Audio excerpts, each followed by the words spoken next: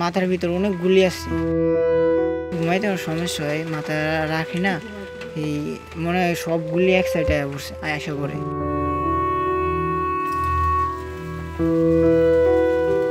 অভাবী পরিবারে অন্ধের জ্যোষ্ঠী ছিল উপার্জনকারী মোহাম্মদ মবিন মাল। বৈষম্য বিরোধী ছাত্র আন্দোলনে দু চোখের আলো ও এক কানের শ্রবণ শক্তি হারিয়ে এখন সে পরিবারের বোঝা। এ যেন মরার উপর খাড়ার ঘা। বিছানায় যন্ত্রণায় কাতরাচ্ছে ১৭ বছরের কিশোর মবিন। হাঁটাচলায় নিতে হচ্ছে পরিবারের সাহায্য। ১ মাস আগেও সুন্দর একটি ভবিষ্যতের স্বপ্ন বুনেছিল সে। চোখের আলো হারাতে বসা মবিনের ভবিষ্যৎ নিয়ে দুশ্চিন্তায় পরিবার। মবিনের বড় ভাই জুলহাস বাক ও বুদ্ধি প্রতিবন্ধী, রাখতে হয় শিকলবন্দি। আর মেজ ভাই নাজমুল হুদা একজন গাড়ি চালক। বাবার মৃত্যুর পর সংসারের সচ্ছলতা ফেরাতে কয়েক মাস আগেই ঢাকায় চাকরি নেন মবিন। দুই ভাই মিলে ভাগ্যের চাকা ঘোরানোর ইচ্ছা ছিল তাদের, কিন্তু নির্মম পরিহাস, সে এখন পরিবারের বোঝায় পরিণত হয়েছে।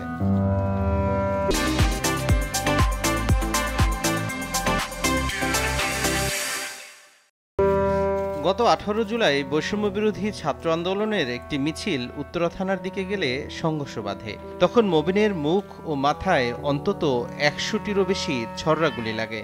ঢাকা মেডিকেলে ওখানে অনেক ১০-১২ দিন থাকার পর ওখানে অপারেশন করছে, 2 চক্ষু অপারেশন করে গুলি বের করছে।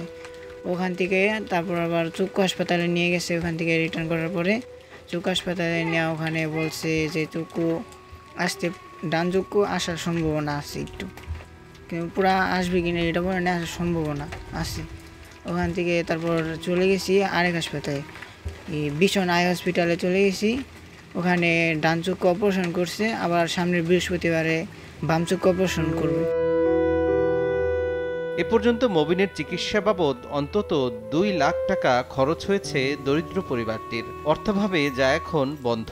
পরিবারটির শেষ সম্বল বলতে আছে একটি ভাঙা বাড়ি। চিকিৎসা ব্যয় মেটাতে বিক্রি করতে হবে সেটিও। সমাজের বিত্তশালী ও সরকারি সহায়তায় সুচিকিৎসা পেলে দৃষ্টি ফিরবে মবিনের, এমনটাই আশা পরিবারের। আমার ছেলে তো চোখে দেখতে পায় না, আমার ছেলের সুচিকিৎসা আমরা আপ্রাণ চেষ্টা করছি, আমার যেটুকু ছিল ঢুক দিয়া। এখন আমার বিটা বাড়ি ছাড়া তোর কিছু না। এই সরকারি সবার কাছে আবেদন আমার, যে আমার ছেলের সুচিকিৎসা পাক, আমাদের পাশে এসে দাঁড়াক। আমার একটা ঘর নাই, তোর নাই, শুধু এই বিটা বাড়ি ঢুক ছাড়া কিছু নাই। ছাত্র আন্দোলন যারা সমন্বয়ক ছিল তাদের দৃষ্টি আকর্ষণ করতে চাচ্ছি, যারা যেহেতু তাদের ডাকি এই আন্দোলনে গিয়েছিল, তো আমি চাচ্ছি তারা যদি একটু দৃষ্টি আকর্ষণ করে ওর সামনে চিকিৎসাগুলো দিতে, ওর আবার দৃষ্টি ফিরে পায়।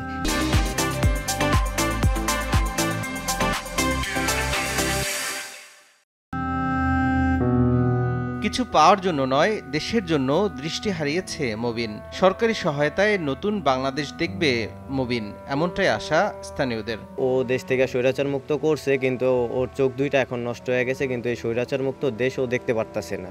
ঠিক আছে, আমাদের একটাই আবেদন যে ও এখন পর্যন্ত চিকিৎসা পাচ্ছে না। আমাদের সরকারের কাছে একটাই আবেদন যে ওর চোখ দুইটার চিকিৎসা করা হোক, ও যাতে আবার সুন্দরভাবে এই বাংলাদেশকে দেখতে পারে। একটা অপারেশন করেছে, 3টা অপারেশন করানো বাকি। আর্থিকভাবে তাদের টাকা পয়সা নাই, অপারেশন করতে পারছে না, সংসার চালাতে কষ্ট হচ্ছে। আর ছোটো ভাই ছোটোবেলা থেকে চঞ্চল ছিল, প্রতিবাদী ছিল। যদি আপনারা সাহায্য সহযোগিতা করেন তাহলে হয়তো বা ওর চোখ দুটা ফেরত আসতে পারে। মবিন শরীয়তপুরের ডামুড্ডা উপজেলার বড় শীতলকুড়া গ্রামের মৃত মোজাম্মেল হোসেন ও নাজমা বেগম দম্পতির ছোট ছেলে। সময় সংবাদ, শরীয়তপুর।